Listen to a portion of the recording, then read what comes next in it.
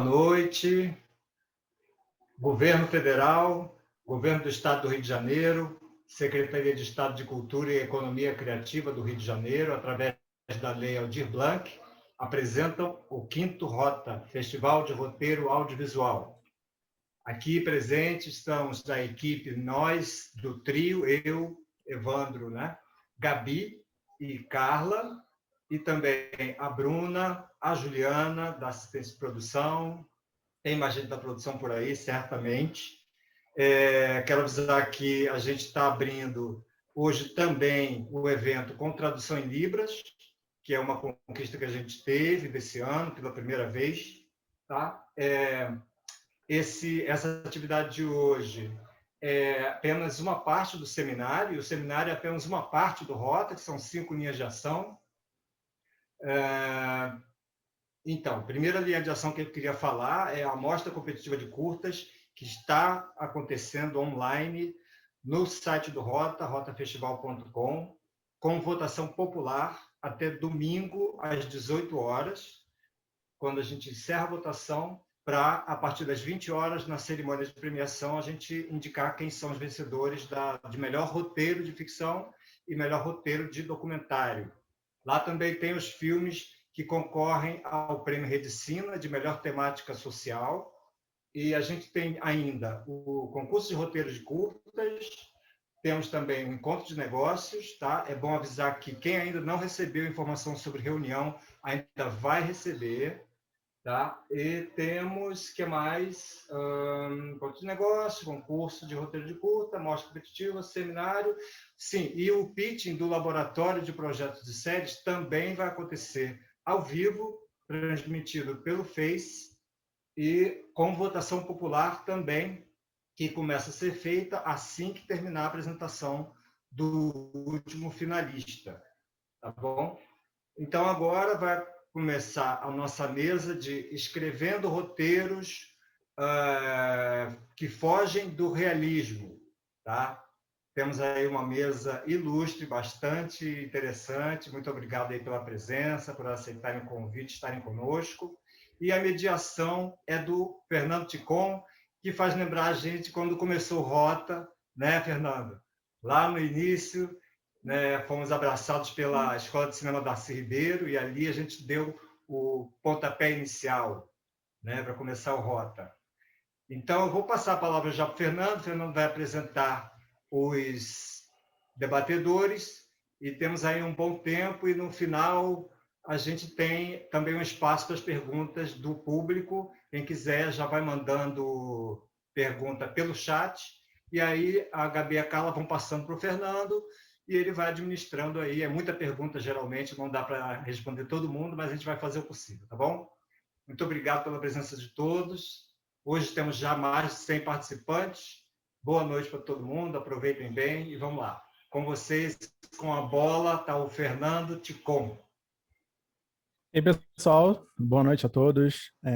Para quem está chegando aí para assistir, sejam todos muito bem-vindos aqui a esse painel da 5ª edição do Rota. Eu queria agradecer demais o convite, né, do Evandro, da Gabi, da Carla. A gente participou, né? Eu participei aí da criação do festival lá no iniciozinho, na primeira edição, faz um bom tempo já. A gente estava na mesma turma de roteiro, né, trabalhando, aprendendo a fazer roteiro. Era uma época muito incrível, de muito aprendizado, e é muito bacana ver como a gente conseguiu, né, traçar. Cada um foi para seus lados, mas eles mantiveram o festival e cresceram demais. Assim, o festival está maravilhoso, está muito incrível. Eu também agradeço demais a participação aqui dos nossos, do pessoal que vai debater com a gente, né? É um pessoal muito ilustre. Eu realmente conhecia só de nome, nem acredito que eu tô aqui com o Daniel Adjafri, a Mariana Trent Baixos, Felipe Santangelo e Teodoro Popovic. Por favor, me corrijam depois, caso eu tenha falado certos nomes e tal. E só me apresentando, originalmente eu estudava roteiro e tudo mais, depois eu acabei indo para publicidade e criação de conteúdo para mídias digitais, né? Então, YouTube, podcast, formatos narrativas voltados para a internet. Mas eu tenho um projeto pessoal meu, onde eu falo sobre filmes de terror, né? Eu analiso aí há mais de 4, 5 anos, eu analiso, estudo roteiros de terror, ficção científica, mas principalmente indo para esses gêneros de terror, horror e suspense. E eu acho que é por isso que eu estou aqui hoje, porque porque é um tema muito incrível, né? Quando a gente vai para o lado fantástico da coisa, das possibilidades, a gente tem muitas coisas muito interessantes. Na verdade, eu não vou introduzir ninguém, eu vou só convidar mesmo um por um, eu vou chamar o nome de cada um de vocês aí, dos participantes, para que vocês mesmos falem sobre vocês, porque eu acho que a carreira de vocês é muito extensa, eu não quero ficar selecionando nada aqui, vou jogar a bola para vocês, viu? Eu vou seguir uma ordem, então essa vai ser a ordem que eu vou chamar vocês também para responder, né, conduzir aqui as perguntas, os temas, e lembrando, óbvio, que no final a gente vai ter perguntas e respostas para todo mundo que está assistindo aqui hoje. Então, eu queria começar com você, senhor Daniel Adjafre. Como é que eu falo seu sobrenome, cara? Por favor, se apresente. Mesmo. Como escreve? Adjafre. Bom, vou tentar ser rápido. Não sei exatamente quanto tempo eu preciso para resumir, mas... A gente tem 1 hora de debate e depois uma meia horinha de... Sim. Não, eu sei. Digo só Fica à vontade. A apresentação, mas eu vou tentar ser bem rápido. Na verdade, eu trabalho na TV Globo. Eu entrei em 2000. Eu sou de Fortaleza.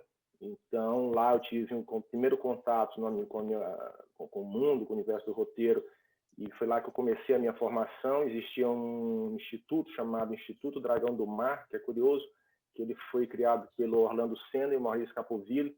Eles vinham da Escola de Cinema de Cuba, e por uma bênção, eles resolveram abrir em Fortaleza, com o apoio do governo do estado, e de graça, um curso incrível, de duração de 2 anos, aulas 3, 4 horas de aulas todos os dias, era praticamente uma faculdade, e essa foi a minha grande formação. E aí, no final desse curso, houve uma seleção da TV Globo para um concurso para roteiro de humor, e aí eu arrisquei, enfim, deu certo, entrei. De lá para cá, eu passei por vários programas, enfim, trabalhei onde me mandaram, né? No começo, eu fiz muitos humorísticos, fiz desde a escolinha Professor Raimundo Original, com o Chico Anísio ainda, foi nos últimos tempos ali dele, programa do Tom Cavalcante, Zorra Total antigo, fiz de tudo. Depois eu comecei a apresentar propostas e fiz Casos e Acasos, fiz SOS Emergência, ainda nessa linha, mais na linha de série, né, de humor, até que houve uma virada mais forte na minha vida, que em 2010 a Alicia Manzo me convidou para escrever A Vida da Gente, que está no ar agora, de novo, né? Eu fui um dos colaboradores. E aí foi um super aprendizado. Eu nunca tinha escrito novela, queria muito aprender a escrever novela, conhecer, saber se eu sabia, se eu não sabia, se eu ia gostar, se eu não ia gostar. Na novela seguinte dela, eu já participei de forma mais próxima, já desenvolvi a sinopse com ela, junto com ela, né? Colaborando desde a sinopse, aí fiz o escrito por, já era um braço direito. E aí, depois dessa novela, eu fiquei fazendo algumas coisas, fiz A Cara do Pai, com o Leandro Hassum, fiz Cidade dos Homens, com o Jorge Moura, uma temporada, acho que a 5ª. Implantei com o Péricles Barros a nova escolinha, e depois, finalmente, apresentei um projeto da novela que seria de minha autoria, que foi Deus Salve o Rei, que foi em 2018. E aí tive a experiência, finalmente, de escrever uma obra grande, enorme, né? Não acaba nunca. Enfim, e é isso. E tem sido assim durante esses 20 anos de televisão. Acho que é isso. Maravilhoso, maravilhoso. Realmente, a gente vai ter experiências muito... Palmas aqui, como o senhor Felipe estava batendo. A gente vai ter experiências muito incríveis, carreiras, né? Eu me sinto tão novinho. Tipo, caramba, eu deveria estar mais com vocês aí, né? Tipo, é tanta coisa que rolando. Eu queria chamar agora, por favor, a Mariana Trent Bastos, para poder se apresentar, falar um pouquinho da sua experiência, para a gente conhecer melhor o seu trabalho. Oi, gente. Boa noite. É um prazer estar aqui com vocês. Estou vendo que tem 106 participantes esta noite falando sobre roteiro. Estou achando realmente incrível, assim, a gente estar aqui. Bom, vou ser rápida.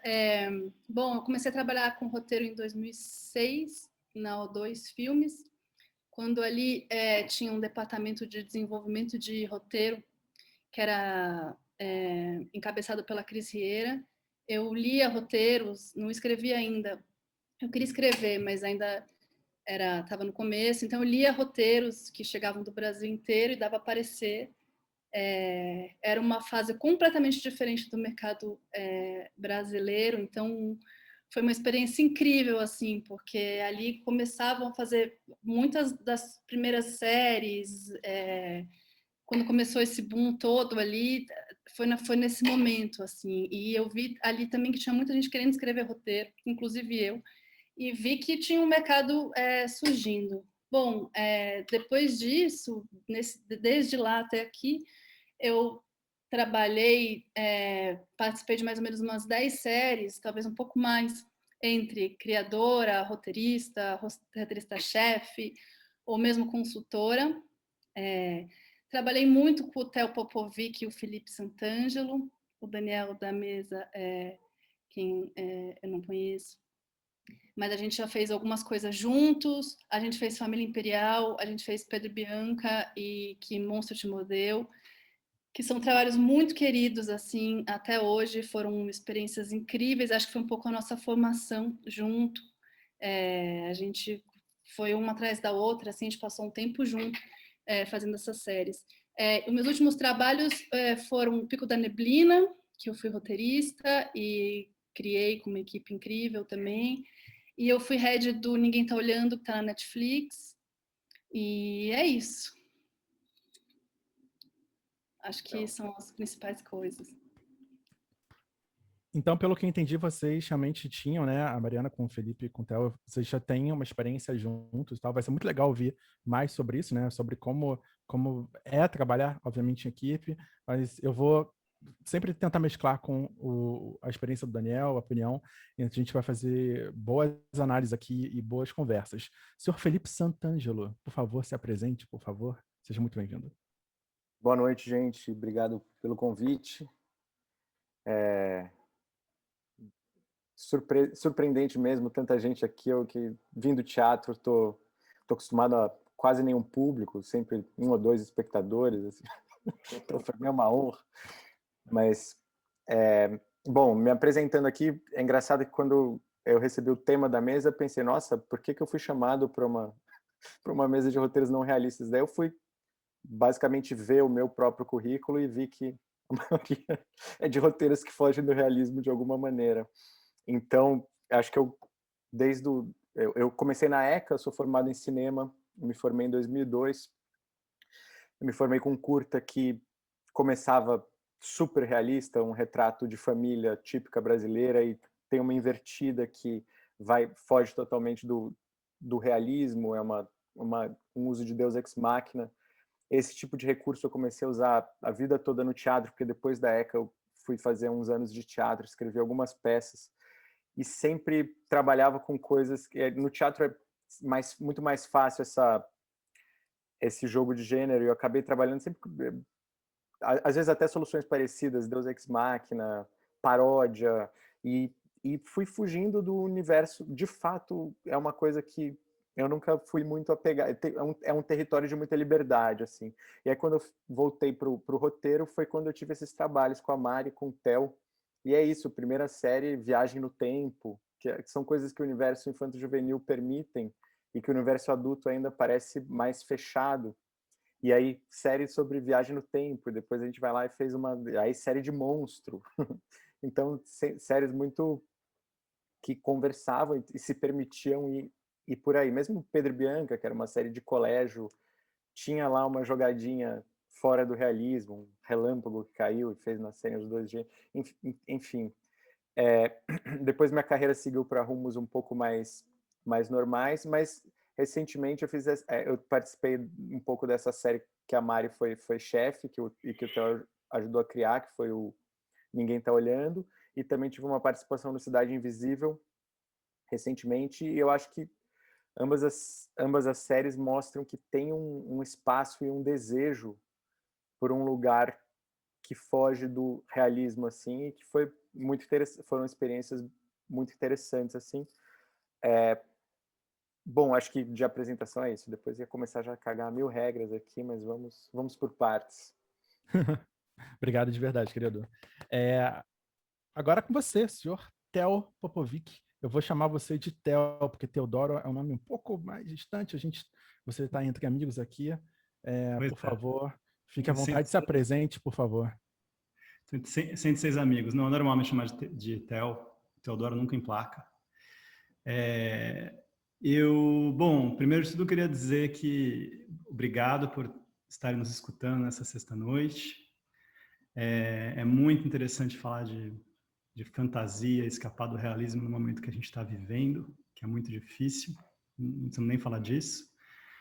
E também é um prazer estar com dois amigos aqui, que parece que a gente está sempre junto, mas a gente está separado há mais de um ano. Então é muito prazeroso estar conversando aqui, conhecendo novas pessoas, Daniel, Fernando, todo mundo, todos vocês aqui. Então é um espaço muito gostoso de aqui ficar falando sobre roteiro, que é já em si uma fantasia. Eu acho que eu fiz uma piada hoje no Twitter que eu abri a minha fala dizendo que todo roteiro foge do realismo, é para isso que existe a produção, que vai lá e corta tudo que você criou, locações e basicamente todas as dragões invisíveis que cospem fogo, todas as coisas que você quer botar no seu roteiro, ou simplesmente 3 locações, qualquer coisa assim. De fato, a minha história tangencia muito do Felipe Damari, e a gente ficou amigo trabalhando junto, a gente não se conhecia. E eu tive a sorte assim de nascer durante os governos nascer um ano antes da democracia, da nova democracia, mas eu cresci profissionalmente nos governos Lula e Dilma, e com o Fundo Setorial do Audiovisual, que foi criado para suprir uma demanda por produção de conteúdo original, e isso me ajudou muito, e toda uma geração de roteiristas a poder criar histórias de ficção. E isso foi um privilégio que a gente teve. E hoje acho que a gente que está produzindo séries para Netflix, Amazon, a gente é resultado disso.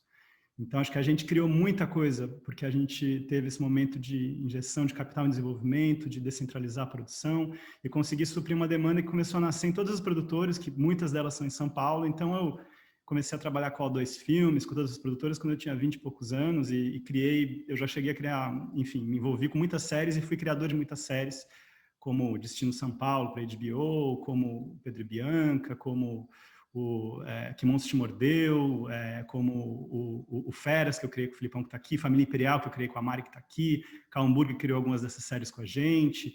E eu acho que também tive uma grande sorte, eu trabalhei muito tempo na MTV Brasil.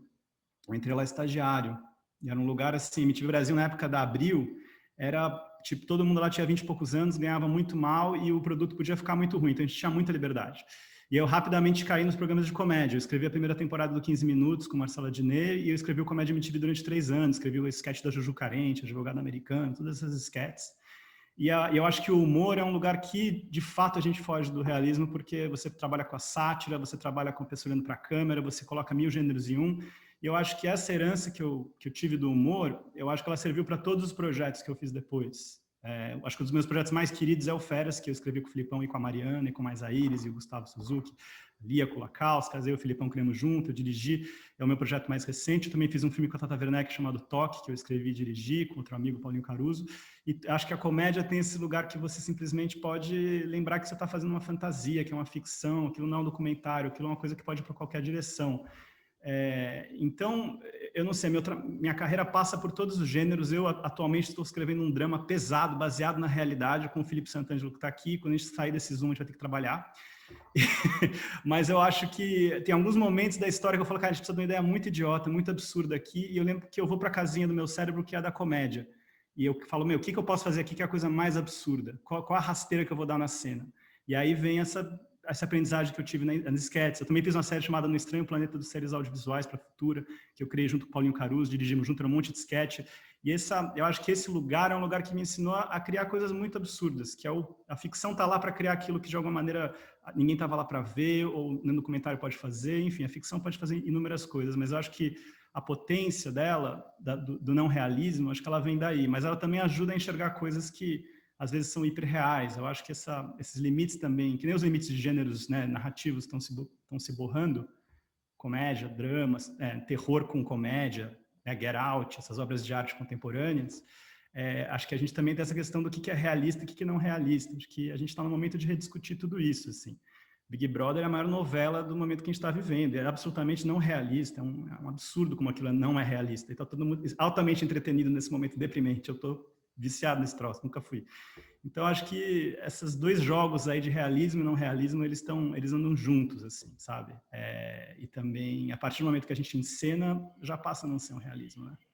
Mas, enfim, é isso. Eu estou adorando estar aqui. Espero falar menos do que eu falei agora, de cada vez, mas obrigado por nos escutar. E IMDb tá aí, qualquer dúvida, qualquer coisa, se quiserem dar um Google agora e perguntar depois, por favor, perguntem. Algumas coisas ruins eu fiz também que eu prefiro não falar, mas tudo bem, é normal. Antes de continuar, queria agradecer aqui Rafael da Mata e a Mônica Souza, nossos intérpretes, que tá aqui vão ajudar a gente, né, a nos comunicar melhor aqui com as pessoas que estão assistindo a gente hoje. É muito importante essa iniciativa e eu fico muito feliz, de verdade, que a gente está tendo essa assistência, essa ajuda nessa noite de sexta-feira, com 112 pessoas assistindo a gente hoje. Que incrível. Sexta-feira, estamos falando de roteiro aqui hoje.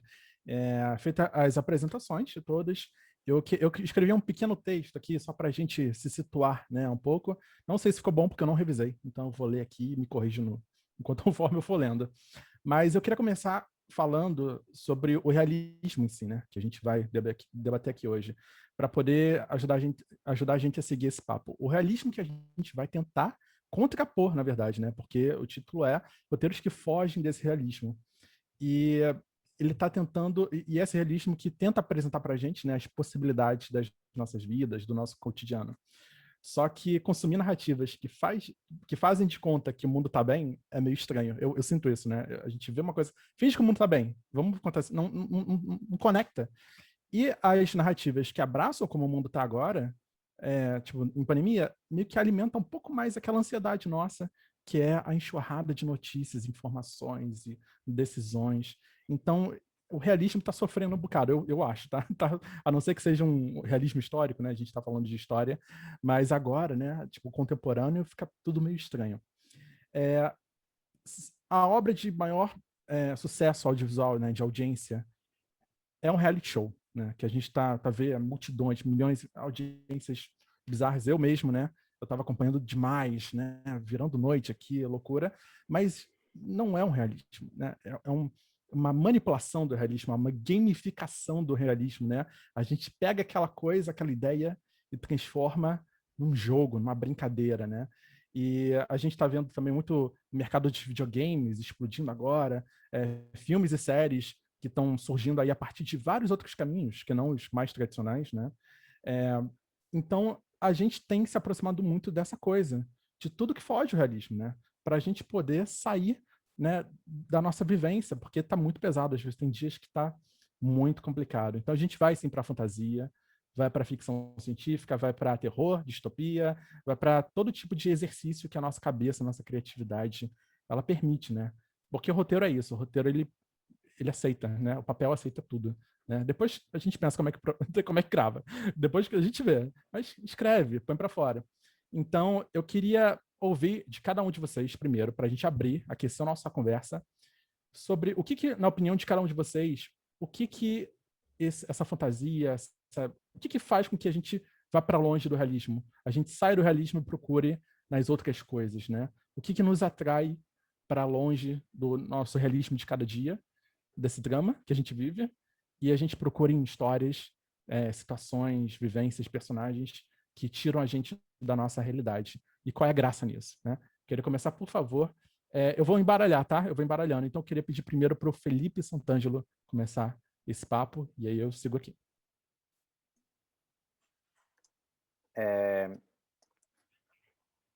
Eu comecei a pensar muito nessa questão que você tá levantando, porque tem o realismo, tem o escapismo, tem a fantasia, tem o terror, tem a ficção científica, tem muitos lugares por onde a gente pode escapar do realismo. Nem todos esses lugares são escapistas, né?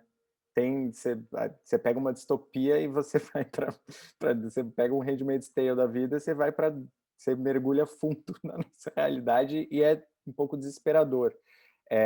Tem uma experiência que eu estou fazendo com o Theo agora, que é um filme de terror, que também tem um pouco do nosso humor, mas que é também uma forma de você estar falando da realidade de um jeito totalmente absurdo, mas é uma volta que a gente faz para olhar para a própria realidade. Então, eu separaria entre o escapismo, né, que é aquela coisa que a gente fala de verdades nossas, mas de um jeito leve, de um jeito para fugir, um lugar que permite coisas que o mundo não permite.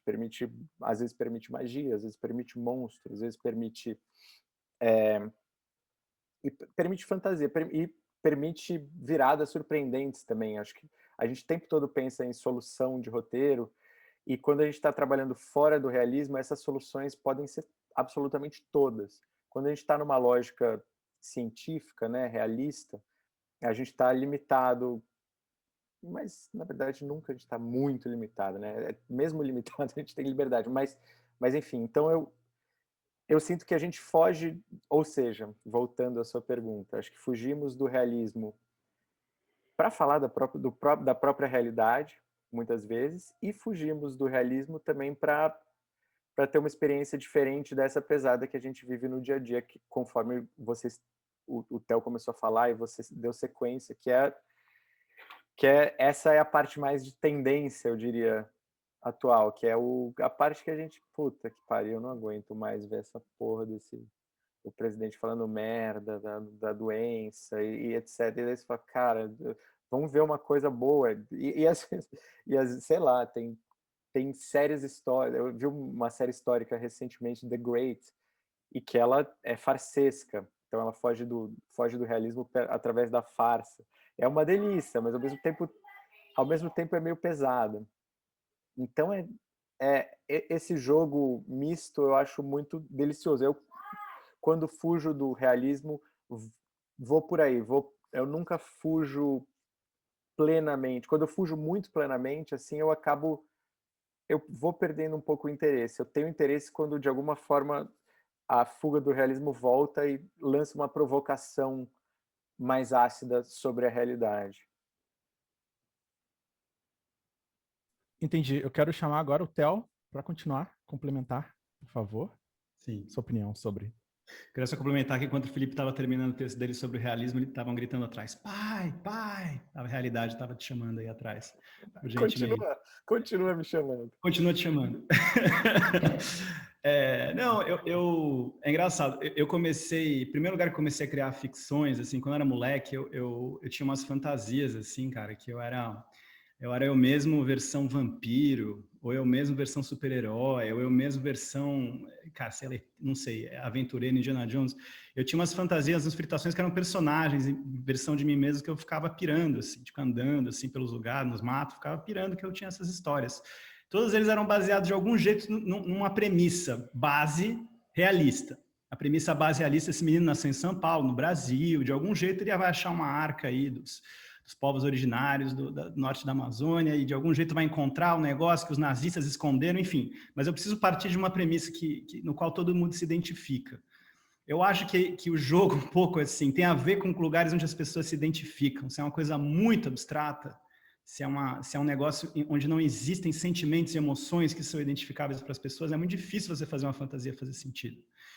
Por isso que, sei lá, precisamos citar um exemplo de agora, o Lovecraft Country, que as questões e o momento político dos Estados Unidos é totalmente realista, mas as fantasias que acontecem são do nível de Indiana Jones. Enfim, eu acho que precisa de lugares onde as pessoas conseguem se identificar e conseguem se projetar, porque eu acho que é um pouco esse o mecanismo da ficção principal. Eu acho que a fantasia tem a ver com desejo, né? Se a gente for usar, enfim, etnologicamente, sei lá, o origem da palavra, tem a ver, acho que, com isso, assim. A vontade. Tarantino faz aquele filme lá para ver o Hitler tomando tiro na cara. Por que o cinema não pode fazer isso? Fica todo mundo abalado. Daí ele vai lá no outro filme e mostra os caras da Ku Klux Klan sendo trucidados pelo Django. No outro filme ele mostra Charles Manson morrendo, os discípulos do Manson morrendo e acharam Tate ficando bem. Aí começa a se discutir, pô, será que é legal fazer isso? Mas acho que tem a ver com desejo. E o desejo é baseado em frustrações, em dores, em repressão, em uma série de coisas, né? E eu acho que a fantasia, o lugar de escapar da realidade, ela precisa se alicerçar em sentimentos e... Eu não sei, eu não vou entrar em Star Wars aqui, mas eu acho que os primeiros Star Wars são melhores do que aqueles que o Lucas fez depois, lá no episódio 1, 2 e 3, porque já estava tão disparado da realidade, e o 3D, e a maneira de filmar, e ele esqueceu os arquétipos maravilhosos que eu tinha construído em cima da primeira trilogia, que eu acho que de alguma maneira você vai se soltando um pouco daquilo que, de alguma maneira, as pessoas conseguem se identificar e trazer para a vida delas. E aí acho que as novas trilogias trouxeram até para assuntos super pontuais e atuais, e tentaram até repensar dentro desse pensamento do que as pessoas vivem de fato. Eu acho que a gente não pode se levar tão a sério ao ponto de falar isso não é verossímil. Acho que isso é uma bobagem. E às vezes a gente se pega falando isso. Isso não é verossímil, isso nunca aconteceria. A gente tem que lembrar que a gente está fazendo uma ficção. A gente pode fazer o que a gente quiser, a gente pode enfiar a câmera onde a gente quiser. Ao mesmo tempo, a gente tem que pensar, nossa, cara, mas será que alguém vai se identificar com isso aqui? Será que alguém vai achar que isso faz sentido? Será que a gente está... Que tipo de diálogo que a gente está criando isso aqui? O Game of Thrones, ele mostrou coisas horríveis, né? Umas horas era barra pesada de ver aquilo, eram coisas, assim, violentíssimas. Falava sobre violência, enfim, feminicídio, violência contra a mulher, todo tipo de coisa horrível, mas eles construíram aquilo numa Idade Média que nunca existiu, com dragões, fantasiosa. Então, de alguma maneira, aquilo se tornava tolerável, né? Então, eu acho que a gente está... de novo, acho que eu reforçaria esse binômio, assim, essa gangorra, sabe? Que acho que para as coisas serem realmente interessantes, a gente tem que falar, peraí, mas do que a gente está falando aqui? Qual o desejo? Qual que é a catarse que a gente está fazendo para as pessoas aqui que elas não conseguem na vida real? Sei lá, será que o Big Brother é porque a gente está aqui trancado, sofrendo, querendo ver gente ficar bêbado, rolar no chão, passar vergonha, eles estão fazendo isso pela gente? Eu não sei. É um pouco esse simulacro aí que fazem coisas que a gente não pode fazer. Sei lá, os filmes do Chaplin da depressão de 29, não sei, alguma coisa que eu acho que passa por aí um pouco, sabe? Não precisa ser só triste, pode ser realmente uma coisa legal, mas você vê que muitas pessoas, você vê muitas criadoras e criadores de fantasia vêm de lugares muito difíceis e passaram por coisas muito difíceis. E hoje, esse momento que estão redescobrindo, sei lá, o Ursula Le Guin, Octavia Butler, a ficção científica produzida por mulheres que nunca tiveram voz, ficção científica, você está vendo como os assuntos são articulados na fantasia, assuntos complexos, pontos de vista complexos. Eu acho que essa é a coisa mais interessante desse momento que a gente está vivendo. E eu estou pirando em fazer um terror, por exemplo, agora com o Felipe, porque, que momento para falar de terror? A gente está vivendo terror, mas o terror é libertador nessa hora, dá um quentinho no coração ver um filme de terror hoje em dia, não dá? Eu acho que a gente tem que pensar, porque... Mas, enfim, já passo a palavra para alguém elaborar melhor do que eu em outra direção. Só complementando o lance do terror, eu tenho acompanhado muitos dos lançamentos americanos, né? A gente tem a distribuição do filme de terror é complexa, porque ele tem baixo orçamento, e aí você lança em mercados específicos, principalmente americano, e aí você tem uma troca de licenciamento, enfim, e aí a gente acaba... O fã de terror é aquele que vai atrás dos piores filmes. Não importa se é bom, não importa se é ruim, a gente tem que ver qualquer coisa. E é a novidade, aquele barulho, né? Não importa se ele é ultra bizarro, violento, mas assim, fez um pouco de barulho, a gente vai atrás. E é muito legal ver, né, como os fãs dos gêneros, né, da fantasia, da ficção, eles têm os seus caminhos, né, e o mercado meio que tenta, né, suprimir esses caminhos que os fãs... O mercado testa, né? O mercado testa, né, muito, né, e cria novos gêneros, ele mexe com os gêneros. Então, isso é muito legal de ver como está sendo feito agora, porque não se baseia muito em agenda mais, né? Não se planeja para lançar no cinema mais. A gente lança em streaming e no cinema, às vezes no cinema não, só no streaming, né? Muda-se a agenda completamente dos filmes blockbuster, enfim. A gente vai falar um pouco mais sobre isso daqui a pouco, mas o Daniel foi o primeiro, eu vou deixar ele por último, antes eu quero ouvir a Mariana complementando um pouco mais da sua opinião. E antes da Mariana falar, só comentando, Game of Thrones... Eu queria apagar a última temporada na minha cabeça. Vamos lá, Mariana, pode falar. Não, eu achei bom isso que o Theo falou, porque desde que surgiu esse convite para essa mesa, que eu fiquei pensando que tem uma coisa em fantasia, que é em escrever uma coisa não realista, que os elementos podem não ser reais, mas os sentimentos são reais. Eu acho que é esse encaixe que existe. Por exemplo, o primeiro filme que eu vi no cinema na vida foi E.T. E o ano passado, eu acho, foi recente, eu assisti com crianças o E.T. E assim, eu chorei muito de novo, como se fosse a primeira vez. E eu acho que se eu assistisse hoje, eu ia chorar um monte.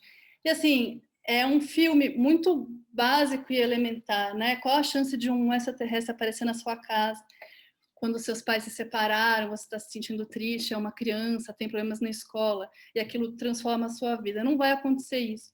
No entanto, a gente acredita e se conecta com aquilo de um jeito tão rápido assim e tão verdadeiro, porque é uma emoção muito fácil de entender o sofrimento do menino, como aquele ET muda a vida dele, a relação de amizade que eles têm. Estou dizendo isso para dizer que eu acho que, por mais fantástico que sejam as coisas, as emoções são muito verdadeiras, assim, e, inclusive em distopia, mexe com os nossos medos, com as coisas que a gente pode ter pavor de viver e passar. Então, acho que essa é um pouco a lógica, e é um pouco uma brincadeira mental mesmo, porque você reconhece seus desejos e seus medos, mas no outro, né? Numa coisa que não vai acontecer, não vai aparecer um ET, o mundo não vai, quer dizer, agora eu já não sei também, as coisas estão indo de um jeito que eu não tenho mais certeza. Mas, bom, pensando pré-2020, as chances de coisas muito absurdas acontecerem, assim, é um pouco limitado, né? Então, eu acho que é isso, a gente reconhece coisas nossas muito claras e elementares no outro, lá longe. E por isso a gente gosta de ver. Eu acho que é um pouco isso, assim, o mecanismo da fantasia, e eu acho que é isso que nos conecta, ao menos para mim, acho que é isso que conecta as narrativas bem fantasiosas, assim. Excelente. Senhor Daniel, por favor, a palavra. Tá. Olha, quando eu comecei a pensar sobre o tema ao longo dessa semana, eu lembrei das séries que eu assistia quando era criança, até adolescente, que eu sou mais velho aqui, no final dos anos 70, e as séries eram Perdidos no Espaço, Túnel do Tempo, Viagem ao Fundo do Mar, Jornada nas Estrelas sendo reprisado, né? Eu fiquei pensando todas as séries não realistas. E aí, depois, eu me dei conta do seguinte, na verdade, todas estavam falando da realidade do momento, né? Qual era a realidade do momento? Era o medo do desconhecido, era a Guerra Fria, era a questão do espaço, a descoberta do homem foi à Lua há pouco tempo, então o que existia, não existia ET, o submarino nuclear, vai ter guerra, eu posso ir para o passado, então eu posso ir para o futuro, posso mudar o passado. Existia ali toda uma questão com a Guerra Fria e com o medo, né, que fazia com que o não realismo tratasse da realidade, na linha do que acho que o Felipe falou. Eu acho que, no fundo, o não realismo é uma maneira elegante de falar da realidade, é uma maneira menos óbvia de falar da realidade. E é muito legal você poder falar isso, porque é mais criativo você falar da realidade sem usar os elementos realistas, né? Ou seja, é um jogo um pouco mais complexo. Então, eu gosto muito, por exemplo, no momento atual, se a gente falar, como já falamos aqui, Black Mirror, Handmaid's Tale, a gente está falando também, obviamente, da nossa realidade, né? Do Zeitgeist, né? Sempre trata, de certa forma, do Zeitgeist. Então, Black Mirror trata da questão da opressão das redes sociais, da mídia. Handmaid's Tale já falamos aqui, já foi falado sobre toda a questão do totalitarismo e tal, da misoginia. Então, assim, é claro que existe o não realismo mais escapista, mas o que eu gosto é esse que a gente consegue, de uma forma, talvez algumas pessoas não entendam aquilo que está sendo dito de forma realista, mas a gente, pelo menos, consegue driblar um negacionismo ou fazer com que essa pessoa reflita com elementos não realistas. Eu acho isso um momento máximo assim da arte, do roteiro, do cinema, da TV. Acho que realmente é uma conquista. Dá prazer quando se consegue fazer isso. Eu acho que é justamente essas possibilidades, essa criatividade que a gente consegue exercer, como se fosse um exercício mesmo, né, de poder transformar a nossa caixinha, que é a nossa vida, e abrir ela para tipo, todo tipo de possibilidade, e usar isso não como uma forma, pode ser assim, de escapismo, mas muitas vezes é só para a gente falar da mesma coisa, né? Usar esses artifícios para, tipo, olha, é uma comparação, é um exagero, é alguma coisa, é uma situação extrema quando você coloca os personagens, as situações, né? Para você ver o que aconteceria, né? Então, isso eu acho muito incrível das possibilidades quando a gente se abre a utilizar essas ferramentas, essas narrativas, esses formatos, gêneros, etc. Dando continuidade, eu estou calculando aqui o tempo, tá, gente? Então, eu vou tentar fazer mais uma pergunta aqui um pouco mais abrangente, assim. Aí a gente vai para uma pergunta final, que é bem simples, e a gente vai abrir para perguntas da galera que está assistindo aqui a gente hoje. Então, a minha próxima pergunta, eu acho que vai ser bastante útil para quem está assistindo a gente, que é basicamente o nosso mercado hoje, né? O mercado mundial, mas o nosso mercado. As tendências do mercado atual, né? O que vocês estão vivendo, o que vocês estão passando, se possível, puxando mais para esse lado da abertura, né? De quão a gente está aberto a fazer fantasia, o quanto de elementos, né, a gente pode colocar, o que está sendo possível fazer agora, e eu falo agora 2021, mas 2022, 2023, enfim, a gente sabe como é que vai ser. Como é que está na visão de vocês as possibilidades, as tendências do mercado para o que está surgindo, o que está fazendo sucesso, o que está chamando atenção e o que interessa a cada um de vocês. Eu vou começar agora com o Theo. Theo, por favor, comece com você. Depois a gente vai mudar essa ordem aqui. Bom, a gente está num momento muito difícil, né, do nosso audiovisual, porque fica muito difícil experimentar e inventar e arriscar quando a gente trabalha com dinheiro bom, né, que chama com dinheiro das empresas, né, dos streamers. A gente tem atualmente os players que a gente tem no Brasil são a Globoplay, que é um streamer, mas também tem a Globo. Não vou nem falar dos canais abertos, mas eles ainda existem. Tem a Disney / Stars, que é o mesmo grupo. Stars é o que virou a Fox. A Hulu, acho que já está chegando no Brasil. A Amazon está no Brasil, está para lançar suas primeiras séries. E o Netflix já está aí firme e forte, já está, enfim, já ocupou o mercado brasileiro, ainda continua fazendo coisas. Eu posso estar esquecendo de alguém. Aí também tem o grupo Warner, que é o que, enfim, que é a HBO, era Warner, Turner, que era a TNT, virou tudo um grupo só que vai ser a HBO Max. Esses são os players que estão todos no Brasil e na América Latina. Esses streamers, aí acho que a gente está falando especialmente de cinema, acho que não me arrisco muito a falar agora como é que vai ser, eu não sei como eu vou fazer meus filmes, mas quase tudo acho que é financiamento do exterior, são as realidades, quando não é uma distribuidora botando dinheiro. Então, a gente está lidando com o mercado real, o sonho dos liberais, está acontecendo. E é difícil pacas para a gente, porque a gente tem que dar algum tipo de retorno do que as pessoas buscam.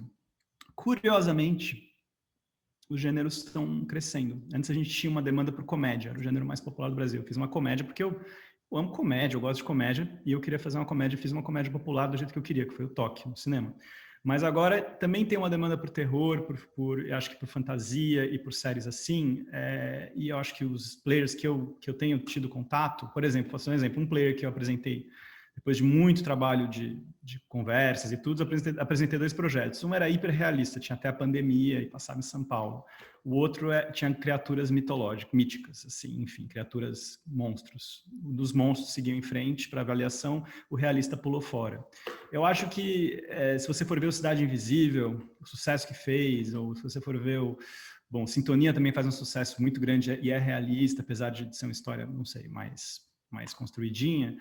Eu acho que ainda tem esse embate entre realismo e fantasia, mas o Brasil tem uma busca por cultura pop muito grande. Eu acho que isso abre espaço para a fantasia, para fazer um remake de uma história popular, de uma lenda, acho que, ou para trabalhar com figuras, enfim, da sua total imaginação. Eu acho que o mercado está aberto para isso, numa estética mais pop, mais assim, jovem, existe uma vontade de falar com o público mais jovem. E eu, de verdade, acho que terror, por exemplo, é um jeito de hackear o sistema, de fazer o filme que você quer fazer. Um grande diretor que eu gosto, chama David Cronenberg, faz filmes bizarros. Ele falou que quem mais apoiou a carreira dele no começo da carreira dele foi o terror, foi o público de terror. O pessoal achava ele bizarrão. Os primeiros filmes dele, Tremor, não esqueci o nome, antes do Scanners, assim, os filmes mais estranhos dele, ele falou, cara, os festivais de terror me apoiavam e me deram força, e depois eu cheguei lá em Cannes nessa galera, mas eu comecei com os malucões que piravam nos filmes estranhos que eu fazia. Se você vê mesmo agora o Get Out, o Us, o Jordan Peele, que veio da comédia, foi fazer terror, eu acho que existe aí, e o público brasileiro gosta aí dos filmes da Blumhouse, né? Aqueles filmes lá para atividade paranormal. Eu acho que existe uma vontade de criar isso. Eu vejo uma vontade de ter projetos assim, de gênero. Que gênero que é? Policial, terror, comédia, sci-fi. A questão é que é caro, e o Brasil é mais, enfim, cada vez é mais limitado a fazer projetos assim. Agora, de certa forma, esse gênero, mais que o drama adulto, sei lá o quê, eu acho que ele é um momento rico. E acho que dá para hackear todos esses projetos, fazer projetos legais. Então, eu diria assim, estamos num momento muito difícil, em que a gente está tentando não ser pessimista, mas é um momento em que novas histórias, livros que, nem foram publicados por grandes editoras, de repente ganham adaptação no Netflix, já aconteceu isso. Eu acho que a gente está num momento em que, de alguma maneira, novos autores, autoras que vieram do mercado editorial estão conseguindo abrir espaço para produções de IP. Eu acho que, enfim, essas coisas são interessantes. Eu acho que a única dificuldade que eu vejo é essa questão da verossimilhança. O brasileiro quer ver coisa bem produzida como se fosse Hollywood. Aí por isso que também produtoras de publicidade têm tanto espaço, produtoras pequenas de cinema perdem espaço. É o que está acontecendo agora, as produtoras pequenas estão perdendo espaço e as produtoras megalópolis aí que fazem comercial conseguem se manter no mercado, porque as pessoas querem ver uma coisa muito gringa. E eu acho que a gente perde a capacidade de abstração, que o Daniel estava falando, perdidos do espaço, era totalmente fundo de papelão. Eu acho que a gente não pode perder a capacidade de imaginação do cinema de invenção, que é o que foi forte no Brasil. Então, meu medo só é, tipo assim, o pessoal quer muito ver uma sereia bem feita numa série, mas não liga muito para a história, não consegue imaginar. Então, eu acho que, espero que a gente não perca a capacidade de invenção, mas aí também o cinema independente, o cinema digital, o podcast está aí para suscitar a imaginação mais do que nunca. Está numa era de ouro do podcast, que podcasts brasileiros agora estão vindo muito bons, é o momento dos criadores, dos escritores, das roteiristas, dos criadores. Então, eu diria assim, não é um momento turvo aí para a fantasia. A questão é só, espero que uma fantasia não seja só uma fantasia que você não tem que imaginar, que você tem que ver um 3D fera ali, uns tiros saindo muito louco. Espero que exista espaço para poder criar com pouco recurso, porque é um pouco nossa realidade também. E a gente está precisando imaginar. Agora, imaginar não, tem que poder ser fora da tela também. É isso, câmbio e desligo. 2 comentários bem curtos. David Cronenberg, ele é famosíssimo por causa do experimentalismo, né? Dos filmes sem dinheiro, sem recurso nenhum. Assistam. Tem muito filme dele disponível em streaming. E o filho dele, Brandon Cronenberg, chamou a atenção de todo mundo ao fazer Possessor. É um filme experimental também, de horror corporal, com ficção científica e baixo orçamento. Então, ele conseguiu fazer uma coisa muito legal, experimentalismo e tal. Eu quero chamar agora a senhorita Mariana, por favor. Fale sua opinião pra gente, como é que está o mercado, suas observações. Bom, depois que o Theo falou isso tudo, e eu acho que ele tem total razão, vou dizer uma coisa que acho que só eu poderia dizer aqui nessa mesa, que é o que chega para mim é muita são coisas vagas, mas assim, queremos histórias de mulheres ou protagonistas femininas fortes. Esse tipo de demanda por esse tipo de personagem que talvez, assim, há 10 anos atrás era um pouco mais raro você ver uma série com uma protagonista mulher. Eu sinto que é uma preocupação e que é uma... Também, claro, nisso aí tem umas outras questões, que é que tipo de mulher que quer se falar, assim, que tipo de história topam contar. Mas é uma coisa que eu sempre tenho escutado, assim, esse tipo de... que o mercado quer isso, como o que para mim é uma novidade, na verdade. Entendi, perfeitamente. Eu concordo. Eu tenho visto, né, eu como consumidor, né, eu tenho visto muito da busca pela diversidade, da busca pelo papel da mulher, obviamente foi uma crescente nos últimos anos. Inclusive na indústria de videogames, eu conheço bastante também, que cria-se narrativas de games cada vez mais realistas e coloca-se uma mulher, né, coloca-se protagonistas. Enfim, a gente tem bastantes exemplos disso. E é muito legal ver essa transformação, né? Essa abertura, a gente sair, né, e criar essas oportunidades e transformar de verdade o mercado. Antes de chamar o Felipe, deixa eu puxar aqui o Daniel, por favor, traga sua experiência, sua visão para a gente aqui, o que você vê aí para a gente, por favor. Olha, eu acho que eu sou a pior pessoa para falar de mercado, porque eu estou há 20 anos dentro da empresa, eu tenho, digamos assim, um caminho só, né? Digamos assim, apesar de algumas possibilidades e muita liberdade de propor o que eu quiser, realmente isso é muito, muito bom, muito positivo numa empresa como a Globo, você pode propor, até que eu acabei fazendo, por ideia do Fabrício Mamberti, não minha, mas uma novela medieval, e foi aceita, enfim. Então, é muito bom essa possibilidade, essa liberdade. Agora, realmente, quanto a essa questão que a Mariana falou agora, às vezes eu fico só um pouco preocupado que as coisas sejam muito direcionadas, entendeu? Eu acho que a gente está num momento de diversidade, mas eu uso até a palavra diversidade de uma forma até mais ampla, assim. Fica meio chato quando todo mundo está querendo fazer alguma coisa com mulheres fortes, sabe? Ou qualquer coisa, com ETs azuis, ou todo mundo querendo fazer filmes com baleia, não sei o que, sabe? É importante, nessa hora, você exatamente ir além disso, né? Acho que é importante que isso seja feito, mas tem um público tão vasto, as produções são tão amplas, os players estão chegando, público para tudo que é tipo de gênero. Então, eu só acho armadilha, e talvez eu esteja falando isso mais realmente para quem está começando, assistindo, de não tentar perseguir, digamos assim, uma tendência, porque as melhores coisas acontecem geralmente fora das tendências, né? Aí que vem os rompimentos, aí que vem as inovações. Pô, tá todo mundo falando isso, fazendo história sobre isso, vem um que faz uma coisa que não tem nada a ver com aquilo, e aquilo chama a atenção, e aquilo se transforma num sucesso. Então, eu acho que a gente que trabalha com criação não pode nunca, ou por uma questão social, ou por uma questão de um chefe, né, de uma empresa, ficar tão limitado. Claro, se a gente é funcionário, tem que criar, a gente obedece, mas num projeto mais autoral, eu acho que a liberdade é fundamental, e a gente deve evitar qualquer coisa que se aproxime de um modismo, que se aproxime de uma tendência que torne tudo igual, né? Perfeitamente, concordo 100%. É muito legal você trazer a sua visão aqui, desse ponto de vista realmente que está atrelado a uma empresa, uma carreira voltada assim com a experiência, das limitações e possibilidades, obviamente, né? E é muito bacana isso da gente não perder essa linha, tipo, será que é só tendência ou será que eu tenho uma coisa realmente a dizer, uma história aqui, né? Eu queria chamar agora a Felipe, por favor. Sua visão, sua opinião sobre o mercado hoje em dia, tendências. Eu vou tentar ser curto porque de alguma forma eu me sinto contemplado aí pelas falas, mas eu acho que eu vou falar um pouco do olho dos contratantes, porque eu não tenho, diferente do Daniel, eu tô no jogo aí há um tempo e passo por diferentes lugares, e eu acho que às vezes falta olho para o não realismo, para fantasia ou para coisas que fujam um pouco do padrão.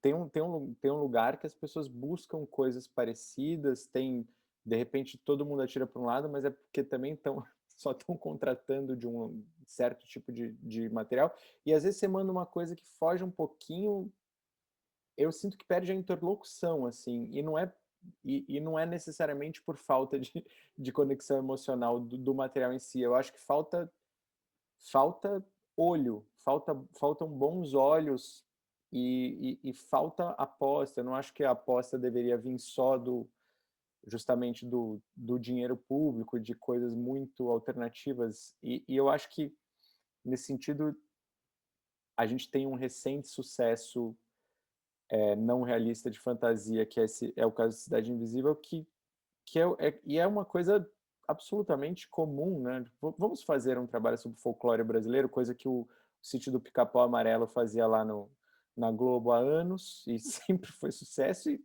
que surpresa, foi sucesso. Então eu acho que também falta gente fazendo, assim, falta gente atrás. De repente você vê tem coisas muito parecidas na TV. Enfim, só queria jogar esse olhar porque é isso. Eu acho que tem os criadores e tem quem leva a coisa para o canal. E eu acho que importa o olhar de todo mundo. Senhorita Mariana, por favor, levantou o dedo, pode falar, por favor? Não, só queria fazer uma correção. Quando eu falei isso, era de um lugar muito pessoal, assim, do que chega para mim. Mas não acho que é uma mera questão de modismo isso eu entendo o que o Daniel falou, absolutamente entendo. Mas não acho que é só uma questão de modismo. Isso do interesse por histórias com protagonistas femininas. Acho que é uma necessidade, assim, inclusive dos espectadores, de todo mundo, de a gente começar a ouvir outras histórias. Então, não sei se é só uma tendência, eu acho que isso é simbólico, é um reflexo do que a gente está vivendo, assim, eu acho que isso é para ficar. sim, estão num momento exacerbado, que as coisas também, todo mundo pensa de um jeito só, e as coisas ficam compactas e sem nuances. Acho isso ruim também. Mas eu não vejo como uma tendência nem como uma moda, eu vejo como uma coisa nova, um interesse novo do público, e acho isso bom. Só queria fazer essa correção. Acho maravilhoso. Acho que quando eu comentei, eu acho que inclusive faltam. Quando eu estava me referindo a coisas, eu estava me referindo a realismo, mas concordo plenamente com a Mari. Só complementando aqui, então. Claro, não, concordo. Falei modismo, tendência no caso quando há um exagero, digamos assim. Mas acontece e tem que ficar, claro. É uma coisa que veio para ficar e tudo mais. É só que as pessoas...